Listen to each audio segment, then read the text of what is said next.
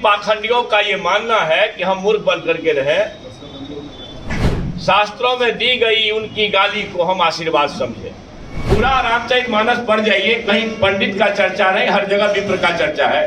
उतारना का अर्थ अलग अलग बता रहे हैं पंडित लोग। जातियां पाखंडियों ने बनाई इसलिए है, क्या लिखा लोग गाली को आशीर्वाद कैसे समझ लेगा। चंद्रशेखर जो कोसी के धरती पर पैदा हुआ, उससे निकला सत्य स्वीकार उन्होंने कर। संगठित रहे, जातियां पाखंडियों ने बनाई इसलिए है कि आपके बीच में आपस में मेल नहीं हो। हम यह कहते रह गए जाए कि हेऊ कुंवार है, हेऊ कुम्हार है, हेऊ धानुक है, हेऊ कीवत है, हेऊ कुर्मी है, मतलब 6743 जातियां गिना न पाया। और इसी जाति को गिना करके नफरत का दीवार खड़ा करके ये पाखंडवाद गरीबों को इकट्ठा नहीं होने दे रहा है। इसलिए एक अवसर है, ठीक कहा भरत भाई ने, अगर यह अवसर चूके, जदुवंश भैया भी बोले कि अगर 24 आप अपने हाथ से कहीं गलती से निकाल दिया, यकीन मानिए फिर से देश में चुनाव हो सकता है। 300 वर्ष के बाद कई पुष्प लग जाएंगे। हो सकता है अंग्रेज 200 वर्ष रहा तो ये 300 वर्ष तक भी राज न छोड़ेगा और गुलाम बना करके तानाशाह की तरह अभी भी राज कर रहा है। कहाँ है बोलने की आजादी, कहाँ है लिखने की आजादी। अब ये लोग अलग से लोगों को जेल भेज रहे हैं, लिखने वाले को, बोलने वाले को जेल भेज रहे हैं।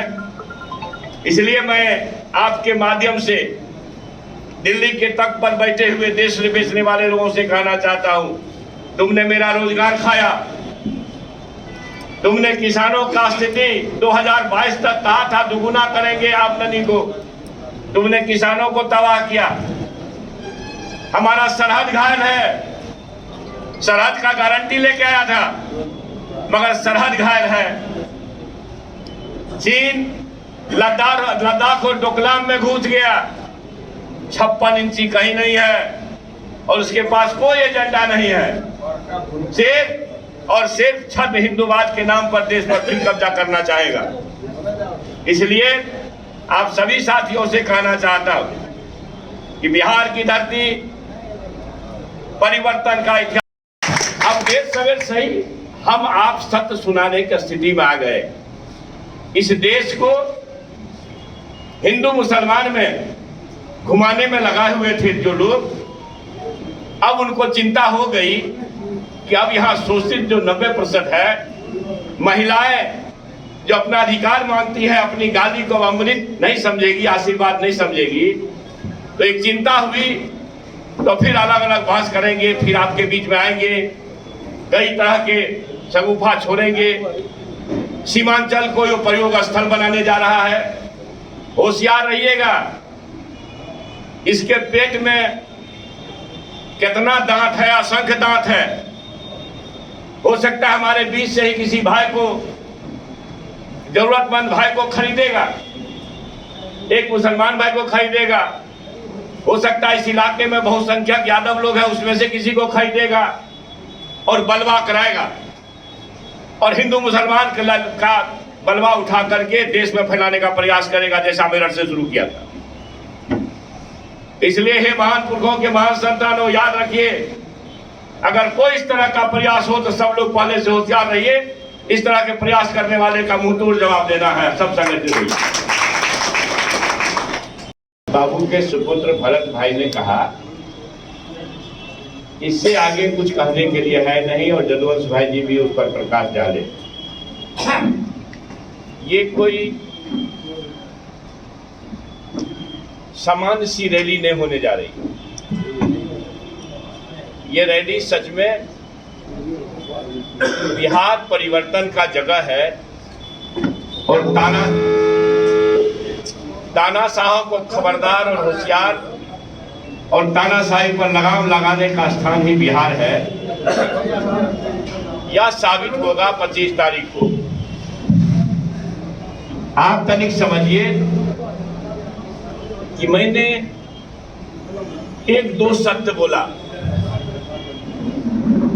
देश भर में विमर्श चल रहा है, ये विमर्श दुनिया में गया। मोबाइल ठीक नहीं किया यार, आवाज कम, ठीक है।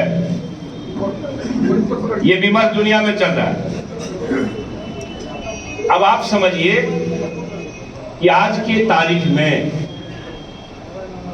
बहुजन कहूं या शोषित कहूं या वंचित कहूं, बाबा साहब अंबेडकर के आशीर्वाद और कृपा से जब पढ़ लिख गए हैं, हम हिंदी अंग्रेजी अच्छी तरह पढ़ सकते हैं, तब भी पाखंडियों का ये मानना है कि हम मूर्ख बन करके रहे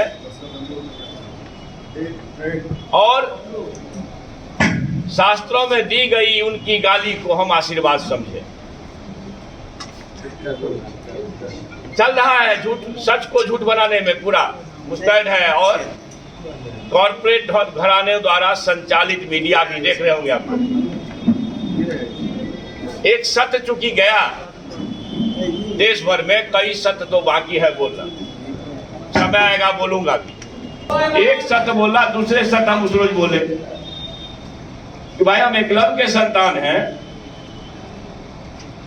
हम अंगूठा देना नहीं चाहते, हम जवाब देना चाहते। हम सभी शहीद जगदेव प्रसाद सिंह कुशवाहा के संतान हैं। एक जमाना था तुमने कुर्बानी लिया, लेकिन खबरदार, अब शहीद जगदेव प्रसाद के संतान कुर्बानी लेने की कुव्वत रखते हैं, देना नहीं चाहते। फिर मीडिया चल रहा है, राजभर देश भर लगातार चला रहा है।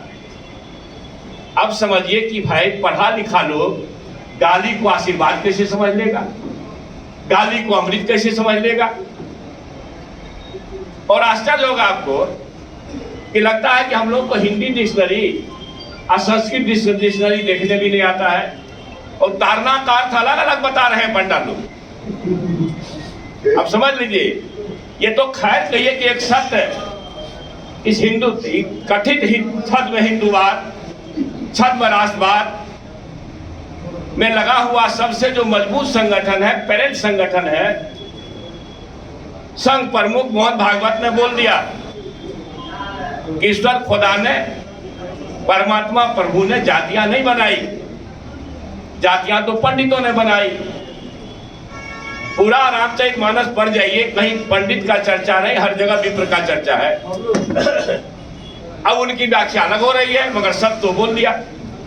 तो जब मोहन भागवत ने सत्य बोल दिया, तो ये मान लीजिए कि आपका चंद्रशेखर जो कोसी के धरती पर पैदा हुआ, उससे निकला सत्य स्वीकार उन्होंने कर लिया।